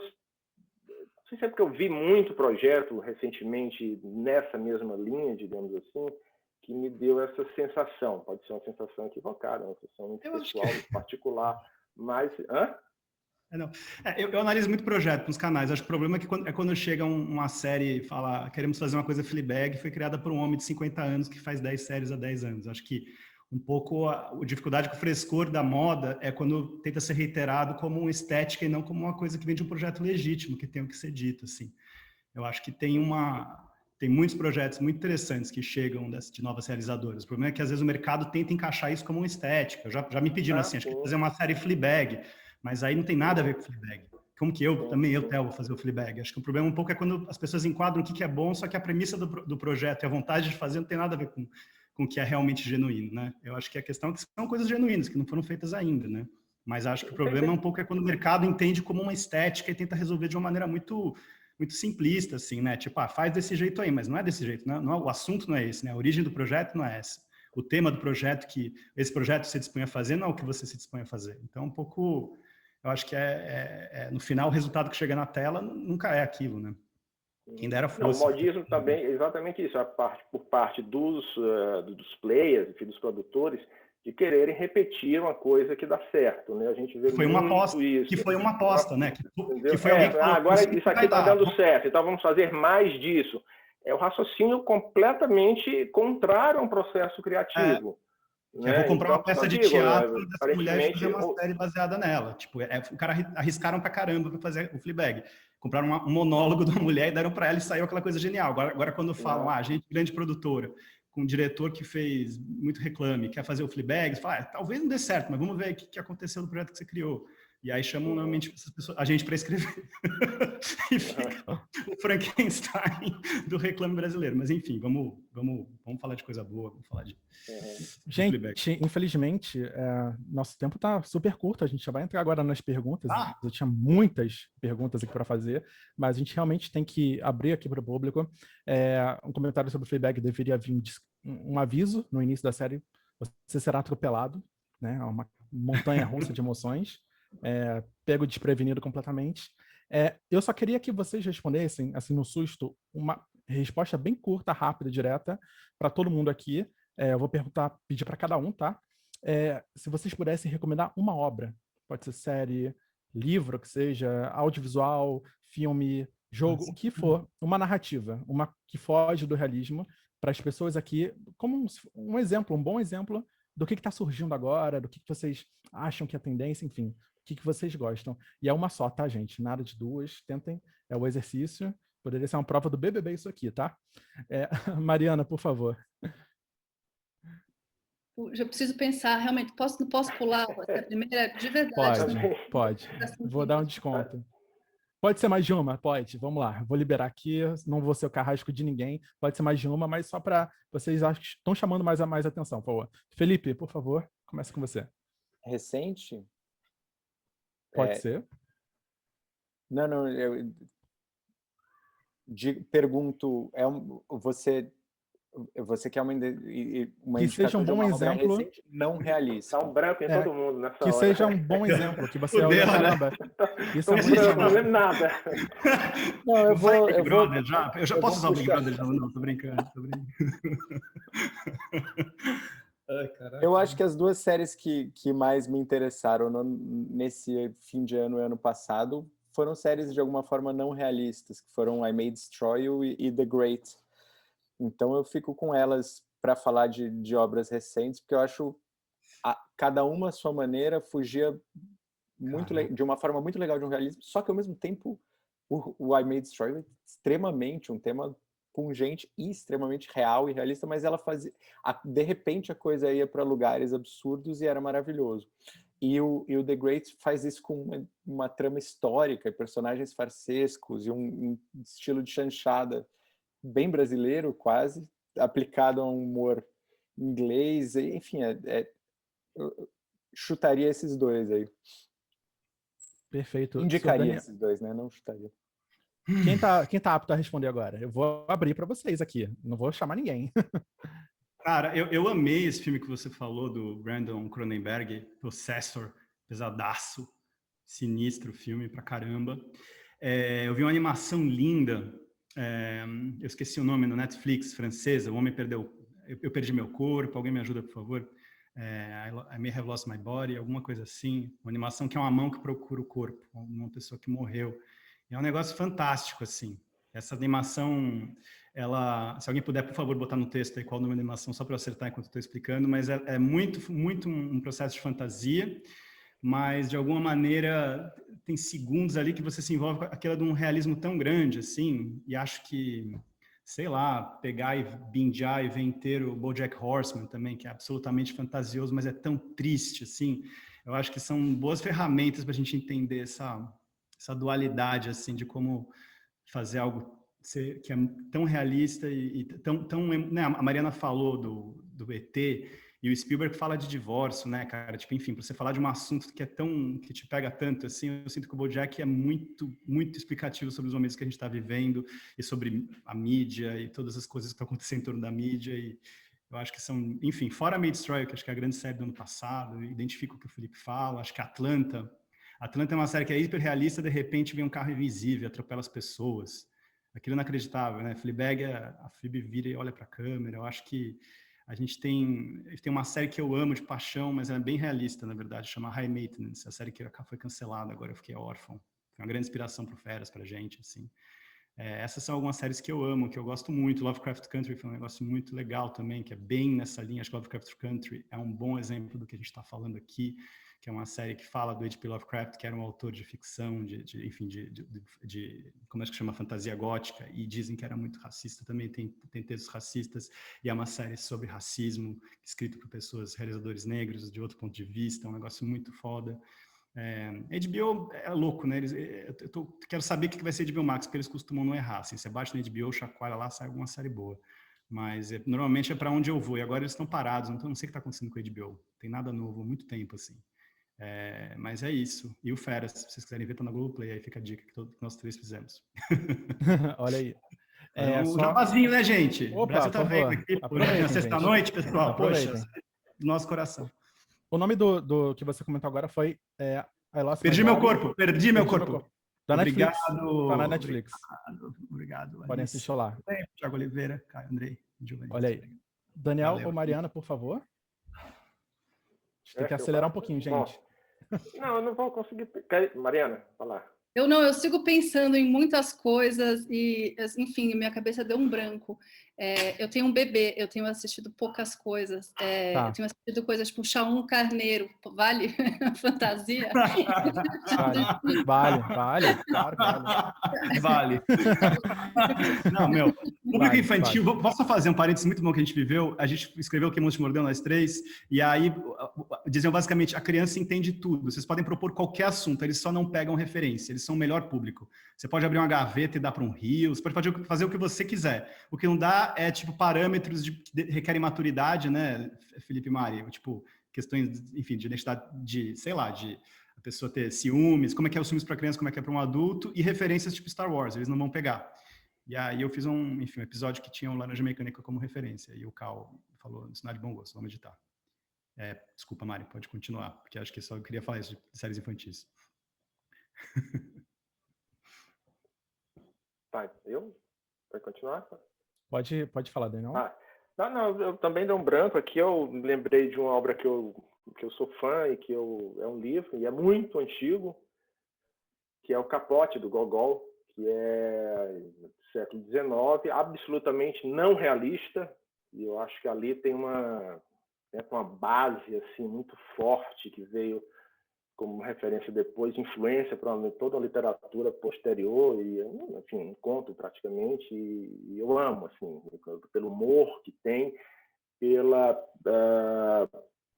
referência à realidade da época também, extremamente crítica à realidade da época. Eu acho super interessante. E só para falar uma série que eu gosto, mas essa é realista e também mas não é tão recente, que é Ray Donovan. É uma série que para mim foi muito, muito importante em termos de construção, de roteiro, de personagem, de densidade, de inovação, apesar de ser uma família, uma coisa bem, bem realista, mas eu acho que ela foi um pouco além. Então é uma série que eu acho que para mim é uma referência muito forte. Perfeito. Se eu for agora fazer indicações, eu vou falar de terror, obviamente, né? Recomendo para vocês que quiserem ver coisas meio trash, tem um divertidíssimo Willy's Wonderland, que é basicamente um filme de terror onde existem animatrônicos possuídos, super sanguinários, num parque de diversões, e aí quem vai passar a noite lá cuidando deles é o Nicolas Cage. Então é um filme do Nicolas Cage, onde ele não fala nada, e ele mete a porrada nesses bichos possuídos. É muito incrível, muito idiota, muito engraçado. E um pouco mais sério, obviamente, temos aqui o Sun, que chamou muita atenção lá fora. É um filme de possessão clássico, porém ele dá uma invertida, né? É uma mãe tentando lidar com o filho, né? Que sobreviveu a um sequestro, e nesse sequestro ele passou por coisas sobrenaturais. Então é um drama, porque a mãe também tem um passado, enfim. É um drama, suspense. Então aí, comédia e suspense com o terror. Fica a minha recomendação. Agora eu vou abrir para perguntas, finalmente. Olha, a gente tem pouco tempo, vou tentar acelerar um pouquinho aqui. A Carla me enviou aqui pelo WhatsApp, foi isso, seleção de 3 perguntas. A gente vai tentar chegar até a última. Tá? Então, começando aqui com a Giovanna Riso, ela comentou o seguinte: falando desse tipo de filme em que a fuga do realismo vem de maneira inesperada, como mencionamos no filme do Tarantino ou nas obras próprias de vocês, nossos parabéns ao Freitas ou próprio Toque, como quebrar esse pacto pré-estabelecido com a audiência de maneira eficiente? Enfim, como usar esse recurso, né? E aí eu vou deixar livre para quem quiser levantar o dedo, para quem quiser comentar como usar esse recurso. Por favor, Mariana, fique à vontade. Não, uma coisa que eu acho legal de pensar nesse tipo de narrativa é que tem que ter precisa ser muito verossímil o que você vai inventar. Precisa ter regras muito claras ali. Por mais absurdo que seja o universo que você está criando, ele tem que ser de verdade. Você tem que acreditar naquilo, aquilo tem que fazer sentido, não pode ser assim uma coisa tão aberta, e que tem que ter uma lógica, alguma coisa que você se fia, que o espectador se fie. A gente falou aquilo das emoções, e as emoções estão dentro disso, assim, tem que ter um limite, né? Eu acho que isso é o básico, assim, para se pensar numa narrativa não realista. Alguém quer complementar? Eu vou para a próxima pergunta. Eu vou me permitir falar do Freire. Eu vejo 2 formas. Uma é você surpreender completamente. Então, você está indo numa cadência e, de repente, bum, você estoura ali um negócio, que coisa. Mas essa forma, em geral, é mais difícil de trazer o público junto. Às vezes, você perde a mão. Então, eu apostaria numa forma que você, de alguma forma, entrega o código daquele filme já de saída. No caso do Freitas, eu começo falando com a câmera.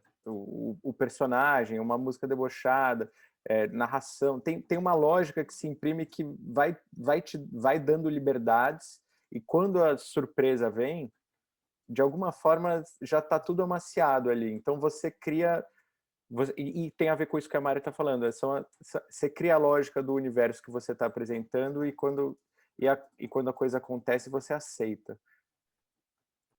Eu ia falar, eu concordo muito isso que o Felipe falou também. Eu acho que quando você dá consistência ao universo, né, quando você apresenta aquilo e aquilo ali tem possibilidades não realistas, as pessoas aceitam de forma muito natural. Assim, é como uma coisa, enfim, por acaso, citando o exemplo da novela, é uma novela medieval, Deus salve o rei, e tem bruxa. Então você está naquele universo medieval. Então aparece uma bruxa e ninguém diz, nossa, que coisa absurda, tem uma bruxa que faz isso e faz aquilo. Não, já está dentro daquele mundo, né? Já tá, então é mais fácil de ser aceito. Se você preparar o ambiente, acho que você depois pode brincar com o que você quiser. A próxima pergunta, inclusive, eu acho que é complementando a primeira, tá? Eu só vou ler aqui para vocês porque a gente vai seguir nessa linha. É da Tatiana Carniato, e ela falou o seguinte: séries como Ninguém Tá Olhando ou Cidade Invisível tem que ter uma preocupação com as regras internas do universo. Vocês poderiam falar um pouco sobre o processo de criação de um universo fantástico? E como ainda manter os personagens reais para que o público tenha uma relação emocional? É basicamente o que a gente está debatendo aqui agora. Dicas sobre como criar esse universo fantástico. Vocês pensam nas regras desse universo antes? Ou essas regras surgem conforme vocês vão desenvolvendo os personagens? Como é que é o caminho de vocês? Eu acho que não é o início. Pode falar, Mari, desculpa. Não, é muito tempo pensando nisso. Eu acho que é a parte mais difícil, assim. Não é a gente fez um trabalho chamado Família Imperial, eu, o Theo e o Felipe, e que eram dois irmãos que faziam uma viagem no tempo. A gente queria que eles voltassem para a história do Brasil na época do Império. E, assim, para criar isso, uma coisa que você vê hoje parece tão simples e tola, e você nem presta muita atenção, eles são engolidos por um móvel e viajam no tempo. A gente ficou muitos dias e meses pensando em como fazer isso Durvan, crível. o Senhor do Tempo. O Durvan morreu. Mas, enfim, é muito tempo. Eu acho que esse, na verdade, é o mais difícil, criar as regras desse universo. No Ninguém Tá Olhando, o Theo participou da criação inicial da série, e eu, quando cheguei, já tinha uma Bíblia, uma pré-Bíblia. E ainda assim, a gente passou muito tempo pensando em quem eram esses ângelos, o que eles faziam, como não viam, o que eles comiam, do que eles viviam, assim, mas muito tempo mesmo. Porque, exatamente, tem que ser muito sólida essa criação, né, para que você compre que eles existam de fato e que os dramas ali são reais. Então, é muito tempo. Eu criei o problema, né, Mari? Daí, um pouco que era Deus não existe, é um hamster, e os anjos dizem que Deus não existe, você teve que lidar com toda a treta, né? Que foi realmente construir. Acho que as leis foi você que construiu, né? Vocês construíram depois as leis, as regras do universo. Isso realmente é uma das partes mais difíceis da fantasia, de fato, que é quanto que as coisas que acontecem, né, acarretam no mundo de verdade, quanto que para a gente acreditar de fato nesse negócio, será que as coisas são mais alegóricas? Sei lá, né? American Gods é muito mais alegórico. Não existe tanto um mundo real, né? Parece que você está um pouco num lugar meio ébrio, assim. E o Ninguém Tá Olhando, acho que era para ser uma coisa mais realista. A vontade do Daniel era ser anjos realistas. Ele tinha essa premissa, assim. Então, de fato, eu concordo muito com o que o Felipe disse antes, que tem um pacto que você faz em qualquer filme. Que é tipo, você compra, tudo bem, isso aqui vai acontecer nesse filme, é assim que as pessoas atuam, é assim que elas falam, talvez é uma coisa que é um pouco mais, sabe, mais distante. Citaram a Juliana aqui, a Juliana e o Marco fazem isso muito bem nos filmes deles, que rola um certo deslocamento para fazer uma coisa que é totalmente diferente. Boas Maneiras é maravilhoso nisso, não se entende em ser realista e é muito impactante, porque chega uma hora que você fala, ok, eu estou vendo um filme, essa é a gramática, e aí você joga, e acho que fantasia tem muito a ver com isso também um pouco. Você vai fazer um filme de vampiro, você tem que pensar, peraí, mas o meu vampiro é daqueles que vão pegar fogo, ou de repente eles não pegam fogo? Será que eles transam e têm filhos, ou será que eles têm que virar vampiro? Será que eles são eternos, eles vivem só 100 anos? Não, meus vampiros vivem só 100 anos. Tem sempre assim, né? Tem as regrinhas pré-estabelecidas das criaturas que já existem, aí tem aquelas também que são totalmente novas, assim. Série tende a ser mais... Tem um certo realismo em série. Acho que o cinema talvez seja mais livre para fazer coisas com dramaturgias meio diferentes, né? Difícil uma série com a dramaturgia mais deslocada, né? As coisas têm um engessamento um pouquinho maior. Tive uma experiência que foi engraçada, tanto no Ninguém Tá Olhando quanto no Cidade Invisível. Eu cheguei no final dos processos. Então, teve um momento em que eu fui o chato que fazia as perguntas. Eu chegava ali o material e falava, mas espera aí, o que tá... Então você entra e você chega com perguntas de regras, porque tem regras que você estabelece logo no começo, mas tem regras que a história vai começando a precisar, que você não tinha pensado inicialmente e que você tem que resolver. Você fala, cara, espera aí, quantos bichos folclore existem? Existem 3 caras de folclore no mundo. Tem perguntas que você vai fazendo e você fala, peraí, mas há quanto tempo? E aí a gente tem perguntas que a gente também aprende a calar. A gente fala, essa aqui vai para baixo do tapete e a gente vai fazer o espectador não se perguntar que nem você está perguntando agora. E às vezes dá certo, às vezes não. Quando dá certo, vira uma pergunta de geladeira, que é aquela pergunta que a gente está abrindo a geladeira à noite e fala, peraí, mas como é que o cara voltou no tempo e era o próprio pai? E aí não faz sentido o filme inteiro. Três filmes que não fazem sentido e você assistiu e se divertiu, mas passou. Daniel, quer complementar um pouco? Não, acho que concordo com o que tu falou. Eu acho que o importante é a gente, como a gente falou, criar esse ambiente e a gente que assiste filme, é muito engraçado, a gente não se toca, mas quantas vezes a gente já viu um filme que se passa, sei lá, num determinado lugar e todo mundo fala inglês e obviamente aquelas pessoas não falariam inglês, isso já não é realista. Né? Chega um índio americano, fala com um cara, começa a falar fingindo um sotaque, mas falando inglês fluentemente, entendeu? Ou seja, tem um monte de coisa que tem um monte de não realismos que a gente realmente assimila, entende que faz parte do jogo, faz parte daquele acordo mútuo e releva, né? Eu acho que isso a gente já acostumou ao longo da vida assistindo o filme a não se fazer certas perguntas também, porque é melhor que a história flua mesmo, do que a gente quebre a magia, né? Deixa para as próximas temporadas, quando for renovada, a gente pensa. Realmente é um pouco disso, né? Tipo, certas perguntas é muita coisa. O meu único último comentário sobre isso é até uma ideia para vocês. Vendam a Bíblia do Ninguém Tá Olhando. Eu compro, tá? Tem muita resposta, muita pergunta que ficou para mim. Se tiver a resposta lá na Bíblia da série, seria incrível. É um produto maravilhoso aí, com certeza. Eu quero chamar agora a última pergunta, tá? Do Diego. Acho que é a última, tá? A gente vai ver aqui o tempo. Beleza. O Diego comentou assim: eu queria saber se os integrantes da mesa acham que histórias não realistas, como o gênero de ficção científica, por exemplo, teriam chances de serem produzidas no Brasil, mesmo dentro de um orçamento baixo ou médio. Eu vou deixar para vocês responderem, tá? Sobre o que é ficção científica, os derivados, enfim, como é que é produzir isso no Brasil hoje? Tem uma coisa que eu vou começar aqui, desculpem chegar curto. Teve uma coisa que eu falei na hora que o assunto era justamente oportunidades de mercado. Eu falei que às vezes faltava olho para coisas mais fantasiosas, mas tem, por outro lado, uma coisa que aconteceu, principalmente com a chegada dos streamings, assim, que foi o gênero voltou à pauta, assim, de um jeito...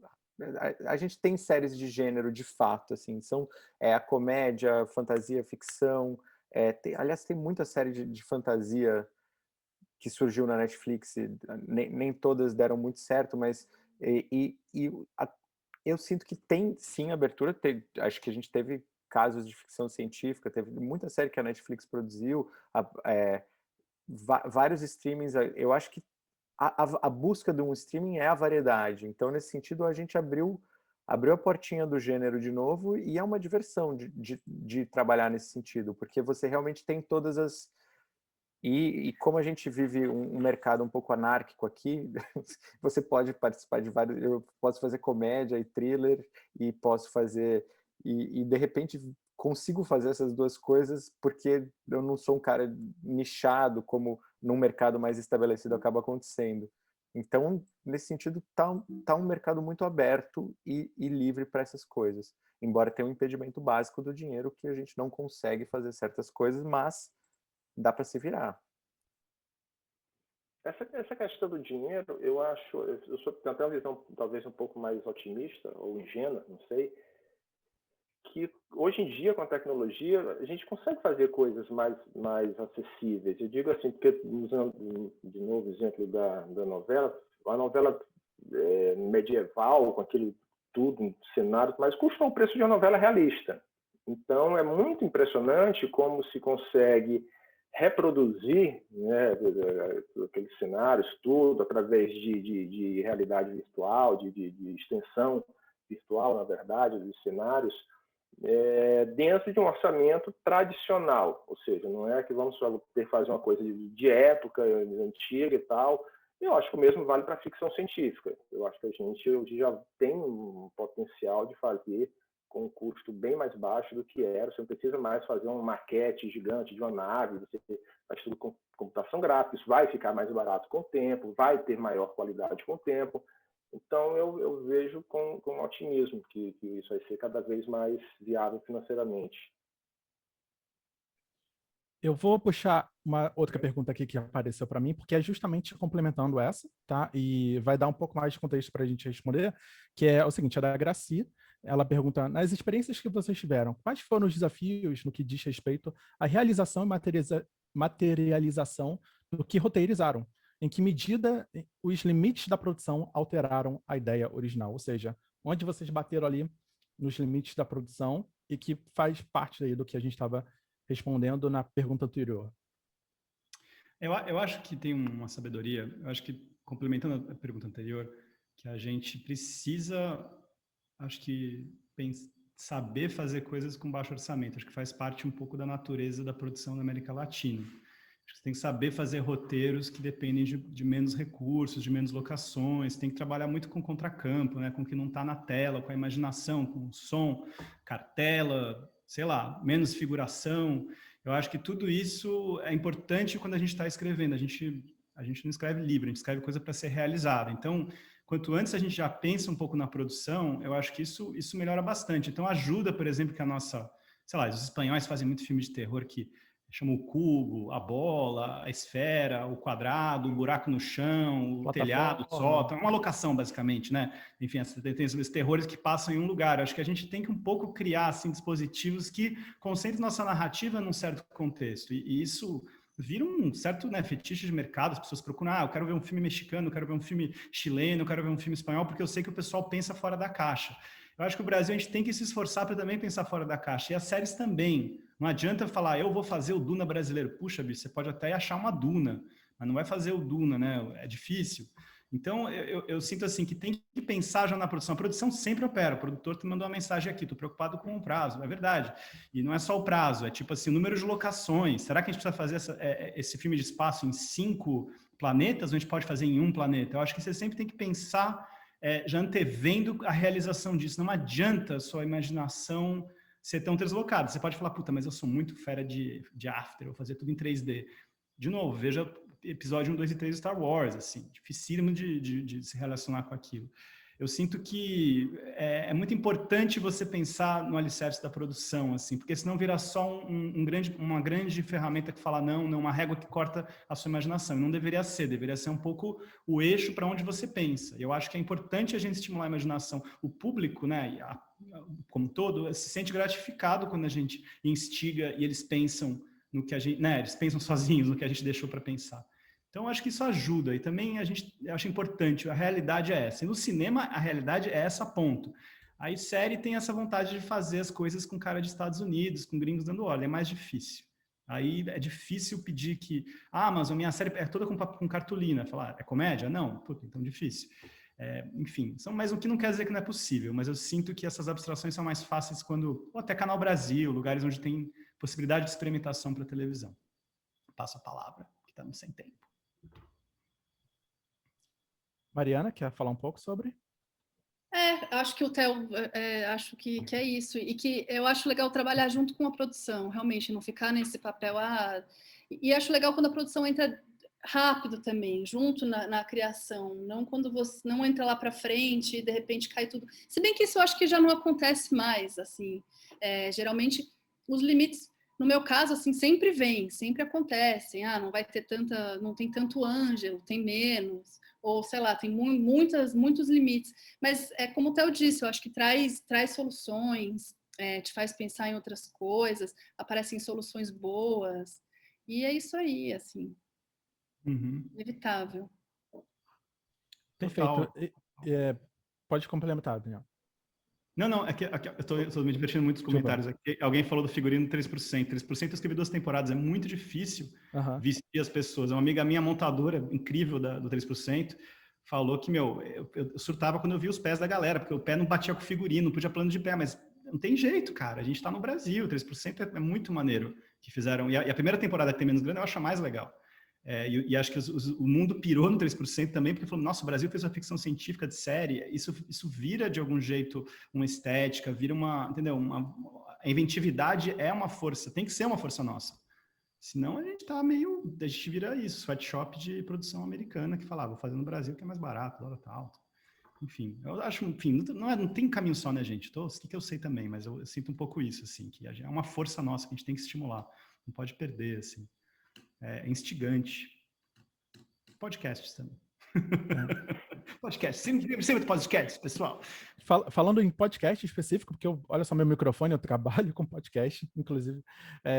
Podcast está muito forte, né, gente? Podcast é um formato de você contar histórias através do áudio que está sendo muito visto pelas todas as produtoras, as distribuidoras, né? Uma forma de você viabilizar uma história, uma ideia, colocar ali um projeto, sabe, você deixar isso acessível para as pessoas ouvir e contar essa história através do áudio, né? Com atores, narradores, sonoplastia, e é muito mais barato, obviamente. Não quer dizer que não seja trabalhoso, mas é mais barato de produzir e tem surgido coisas inacreditáveis, assim, tanto Estados Unidos e Europa, obviamente, muita coisa, mas no Brasil está tendo muito investimento, muitos originais de podcast por todos os lados. A Amazon está chegando fortíssimo em podcast agora, então, assim, olhem para o podcast, né? Às vezes você tem um roteiro de uma série, de um longa, que você consegue adaptar ali numa temporada fechada em episódios e realizar, e daqui a pouco isso vira, assim, um audiovisual, né? Então, muitas produções tomaram esse caminho e muita coisa ainda vai acontecer.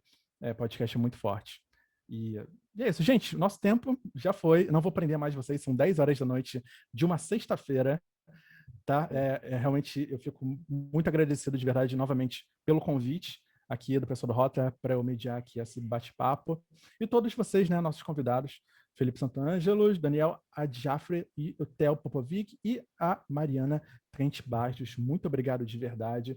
Eu lamento não poder ter muito mais tempo a gente ficar conversando aqui, obviamente renderia, mas foi muito bacana. Só queria que vocês falassem alguma última coisinha, um agradecimento. O último comentário aqui para a gente se despedir da galera que está assistindo aqui a gente hoje. Essas quase 100 pessoas ficaram com a gente até o final. Por favor, palavra primeiro com a Mariana, por favor.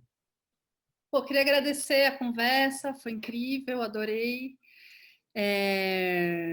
Fiquei realmente impressionada com a quantidade de pessoas. Estou vendo aqui os comentários, o pessoal maravilhoso aí na discussão, maravilhoso mesmo. Foi um prazer, gente. Theo. Cara, não, adorei ouvir vocês, adorei conhecer o Daniel, adorei conhecer o Fernando e todos vocês que chamaram aqui hoje, ver meus amigos aqui. Acho que a gente está num momento, gente, muito difícil, e eu concordo com o Daniel que as ferramentas existem, a gente tem que usá-las. Uma série não virou um podcast, puta, não vendi uma série, mas ela pode ser um podcast, ela pode ser um média, ela pode ser uma leitura por Zoom do roteiro que eu nunca produzi, sabe? Tipo, tem tantas maneiras da gente conseguir realizar as ideias, a gente está precisando produzir e não ser só, sabe, fomentado pelos streamers que deram green light, que é uma coisa tão difícil. Não é isso que tem que validar a nossa criatividade agora que a gente está sem políticas públicas, assim. A gente tem que perseverar, que vai passar por isso, e é incrível momentos como esse aqui. Adoraria conversar com todas as pessoas que estão aqui, e obrigado. E, enfim, façam, escrevam e produzam. Queremos ver as coisas aí do Brasil. O Brasil que a gente acredita. Daniel, por favor. Eu queria, enfim, agradecer muito pelo convite. Para mim é muito especial, como eu falei, eu estou dentro meio que de uma bolha, né? Dentro de uma empresa, então a gente não conhece as pessoas. Eu tenho muita curiosidade de conhecer as pessoas, de acessar, de conversar, de me inteirar do mercado. Talvez daqui a pouco esteja aí no mercado também. Então eu quero cada vez mais conhecer.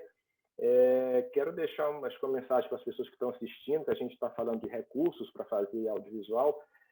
E eu sempre cito para as pessoas o exemplo do Porta dos Fundos, né? E eles, às vezes, é um cenário que é um sofá, uma cama com um casal. Claro, tem que ter iluminação, eles são profissionais, mas que ali você já faz um contexto ali bacana, inteligente. Você tem ali um sketch de 2, 3 minutos. Cara, eles produzem. Eu estou falando que, claro, você não vai começar com todo o profissionalismo que eles têm, mas acho que cada vez mais a gente tem que produzir, se autoproduzir, né? Assim, hoje já é possível, antigamente era absolutamente impossível, e agora isso é possível, você coloca numa rede social, coloca no YouTube, isso pode fazer sucesso, há a possibilidade, antigamente não havia possibilidade. Eu acho que é uma maneira, que eu digo, usar a criatividade também para produzir, não só para escrever, tá? Eu queria só fazer a propaganda do meu canal, tem um canal sobre roteiro no YouTube, tá? Faço análise de algumas obras pelo viés do roteiro, então dá uma olhadinha, só procurar Daniel de Jaffre, que acho que a galera que curte roteiro vai gostar. Obrigado a todos. Senhor Felipe, por favor. Agradecer aí a todos, muito obrigado pela presença, foi um prazer debater com vocês todos, gente. Prazer debater com o Daniel, com a Mari, com o Theo. Obrigado, Fernando. E obrigado, Rota. E obrigado a quem assistiu. Obrigado Só a todos.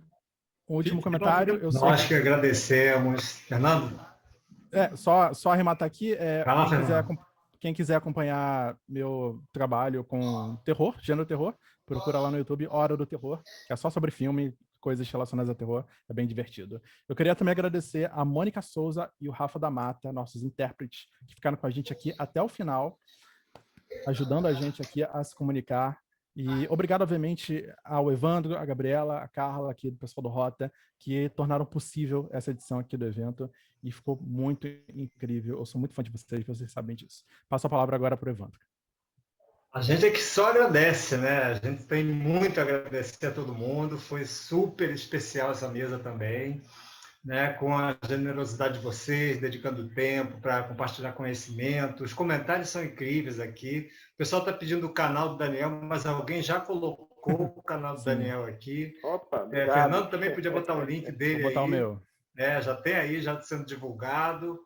A gente agradece demais. E aproveitando que muita gente citou aí a I May Destroy You, amanhã a gente tem uma palestra da Maíra Oliveira, justamente sobre a I May Destroy You. O título é Estruturas Narrativas Não Hegemônicas, o que temos a aprender com o episódio final de I May Destroy You. Começa às 19 horas. Lembrando, quem ainda não recebeu o link, mande um e-mail para rotafestival@gmail.com. E às 20h30 tem um bate-tela com Mirza Muniz e Flávia Vieira, que falam sobre Bíblias de série. É imperdível também. Tá bom? Muito obrigado pela presença de todo mundo. Boa noite para todo mundo. Gabi e Carla, se quiserem aí falar mais algumas palavras para encerrar a noite. Fiquem à vontade. Muito obrigada a todos vocês. Queria aproveitar aqui para agradecer a Mirna, que indicou a Mariana, que daí surgiram Teodoro e o Felipe. Daniel foi pedido pelo nosso público. Chegou nos 45 do segundo tempo, né? É verdade. A princípio faria um evento presencial, não poderia fazer, mas como teve essa restrição, um protocolo novo, ele acabou tendo como estar aqui. Isso foi bem positivo para a gente. Só agradeço. Foi muito bom. Também quero participar. E ao nosso público que ficou aí até agora. Maravilhoso. Eu também quero agradecer muito, aprendi muito com vocês hoje, muito, muito especial. Um grande abraço ao nosso público e, olha, vocês parem de dar spoiler, gente. Todo mundo falando do Saci aí, a galera da produção aqui reclamando que não tinha terminado de ver ainda. Então, proibido spoiler aqui, tá? Tá bom, é isso, gente, muito bacana mesmo. Fiz uma série de anotações aqui. Queria agradecer ao nosso público surdo também, que tem vindo acompanhado. E aos nossos tradutores, intérpretes de livros. E ao nosso querido amigo Fernando. Valeu, pessoal. Muito obrigado. Fernando, sempre batendo uma super bola com a gente. Muito obrigado, Bruna, Juliana. Pessoal. Obrigado, Fernando. Obrigado, Carlos. Obrigado, gente. Boa noite a todos. Um ótimo fim de semana para vocês. Um grande abraço. Tchau, gente. Valeu.